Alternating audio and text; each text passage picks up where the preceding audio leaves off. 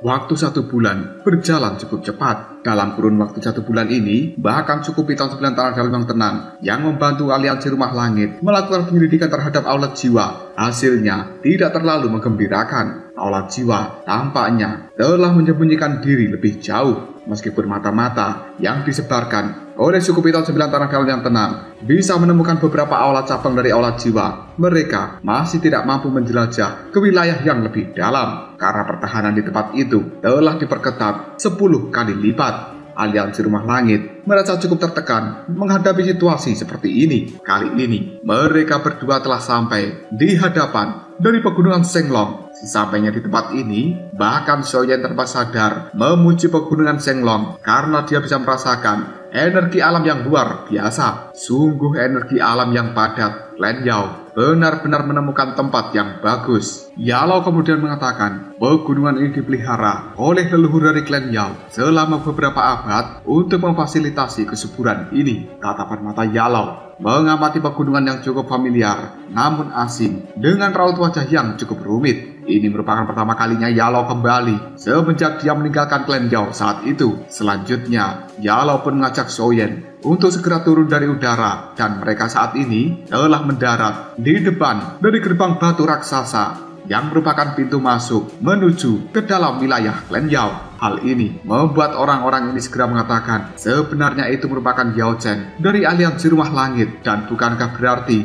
pemuda yang barusan ngomong adalah Xiaoyan? Dia adalah orang yang telah mengalahkan kepala aulat jiwa. Tidak disangka bahwa dirinya juga datang ke tempat ini. Orang yang lainnya kemudian menimpali ada desas-desus bahwa Xiaoyan ini merupakan juara dari perkumpulan pil yang telah diadakan oleh Menara Pil. Dan dia juga memiliki pencapaian yang cukup tinggi dalam hal alkemis. Orang satunya lagi kemudian menjawabnya, dalam hal doki dan juga pertarungan, sepertinya Xiaoyan ini sangatlah kuat. Namun, jika dia ingin membandingkan kemampuan alkemis pada orang-orang di dalam klan Yao, maka dirinya benar-benar meminta untuk menjadi orang yang menderita. Banyak orang di alun-alun ini yang tidak berasal dari dalam klan Yao. Mereka hanya bisa menggelengkan kepalanya ketika para anggota klan Yao memberikan ejekan terhadap Yalo dan juga Xiaoyan. Klan Yao selama ini telah menutup diri mereka dari dunia luar dan tidak mengetahui perkembangan situasi di dataran tengah. Maka dari itu, mereka selalu memandang semua orang yang berasal dari dataran tengah dengan tidak senang. Namun orang-orang yang berasal dari dataran tengah jelas menyadari reputasi dan juga status apa yang dimiliki Yao Chen di dataran tengah saat ini. Dia merupakan ketua dari aliansi Rumah Langit, dan aliansi Rumah Langit itu sendiri merupakan faksi yang cukup kuat,